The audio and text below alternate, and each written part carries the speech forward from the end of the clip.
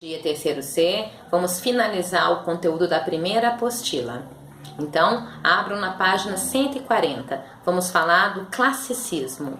O classicismo, ele define a Europa do século XV. Retoma os valores e princípios da antiguidade clássica, de Grécia e de Roma antiga. A linguagem artística se preocupa em representar o ser humano, materializando a sua anatomia perfeita através da pintura e da escultura e seu psiquismo, a sua essência através da literatura. Exemplo, teatro shakespeariano. Os temas abordados na literatura serão temas nobres e temas universais que retratam o sentimento universal do ser humano. Porém, as formas artísticas serão sempre arquitetadas no padrão racional, na forma perfeita, equilibrada, ordem, da regularidade, do ideal de beleza. Então, sempre respeitando o padrão da matemática. A cultura passa a ser considerada um bem extremamente precioso e valioso. Assim surgem as universidades e mais bibliotecas, desvinculadas dos mosteiros e da igreja. Bom, a burguesia, como está em ascensão nesse período, ela torna-se a grande mecenas. A burguesia vai patrocinar diversos artistas, a Igreja Católica também, porém a burguesia muito mais. Vamos falar do classicismo em Portugal. Luís Vaz de Camões. Apesar de Camões ser o grande expoente do classicismo lusitano, quem traz esse novo estilo para Portugal é o poeta chamado Francisco de Sá Miranda, que em uma viagem que ele fez à Itália, ele fica encantado com os poemas do poeta Petrarca, um poeta italiano apaixonado pela Laura. Então, Francisco Sá de Miranda traz esse estilo novo para Portugal, onde Camões trabalhará de forma inusitada, grandiosa, e será realmente o grande nome dessa escola classicista. Vamos falar sobre a poesia épica Os Lusíadas. O que é um poema épico? O que é uma epopeia? É uma narrativa onde o poeta vai narrar grandes fatos heróicos de um herói nacional ou de uma pátria ou de uma nacionalidade. Bom, Os Lusíadas retrata os feitos heróicos do povo português. Então traz um caráter ufanista, nacionalista de forma exaltada. Narra a viagem que Vasco da Gama faz às Índias e a nova rota marítima, que levaria até essas terras. Também há a narrativa do crescimento do Império Português, além da expansão da fé católica. A narrativa mescla o fantástico, o fantasioso, a mitologia com os deuses pagãos e também os valores da igreja cristã. Então, Camões ele vai retratar o mundo antigo através dessa mitologia, mesclando com o mundo moderno, trazendo os valores da igreja cristã, os valores do catolicismo.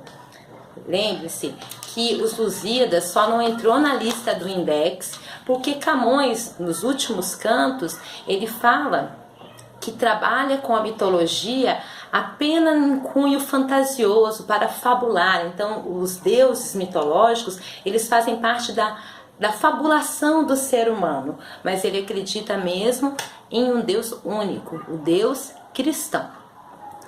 Página 141, primeiro canto dos Lusíadas. Os Lusíadas é dividido em 10 cantos e organizado em 4 partes. A primeira parte é a proposição, onde Camões pede a inspiração das deusas para lhe dar memória, para ele não esquecer de nenhum fato grandioso, para elas darem palavras nobres, um vocabulário precioso para ele narrar essas conquistas. Depois nós temos a dedicatória, onde Camões dedica o seu livro ao rei de Portugal, Dom Sebastião. Depois nós temos a narração. Começa aí o desenvolvimento da narrativa, né, das conquistas do povo lusitano, da viagem de Vasco, né, de Vasco da Gama até as Índias. E depois encerra num epílogo, o desfecho. Então o poeta pede permissão para encerrar o seu canto. Exemplo do primeiro canto. As armas e os barões assinalados, que da ocidental praia lusitana, por mares nunca antes navegados, passaram ainda além da Taprobana, em perigos e guerras esforçados, mais do que prometia a força humana.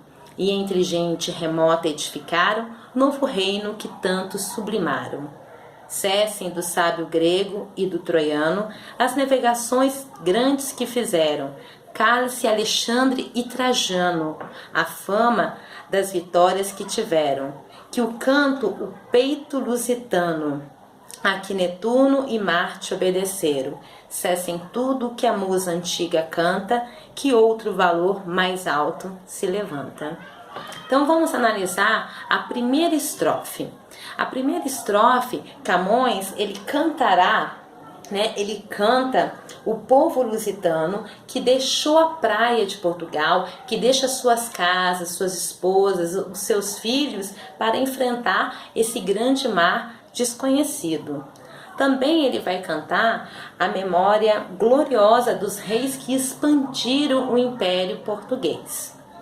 No segundo refrão, cessem do sábio grego, esse sábio grego seria Ulisses e o troiano é o Enéas, né? As grandes navegações que fizeram. Por quê? Porque agora os Lusíadas será muito maior. Tanto que ele pede para Alexandre e Trajano, que são representantes romanos, que vão ter suas vitórias, esquecidas, né? Comparando com essa grande vitória do povo lusitano.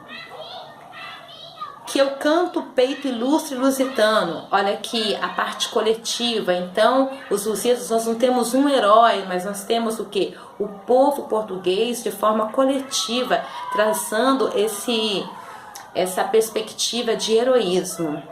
Netuno é o deus do oceano, que vai proteger os portugueses na expansão marítima, e Marte, o deus da guerra, que vai inspirar os portugueses nas suas batalhas, vai proteger os portugueses nas grandes batalhas. E aí ele encerra que do outro valor mais alto se levanta. Então que cesse as musas, né? Então que elas se calem se forem cantar dos fatos heróicos do passado, porque os Lusíadas, ele vai ser muito mais valoroso, muito mais importante do que estava no passado. Então olha o conceito de mimese, de imitação aos valores antigos. Então eles não só vão imitar, mas vão querer superar esses valores da antiguidade clássica. No segundo vídeo eu vou falar um pouco sobre a poesia, tá? Sobre a lírica de Camões.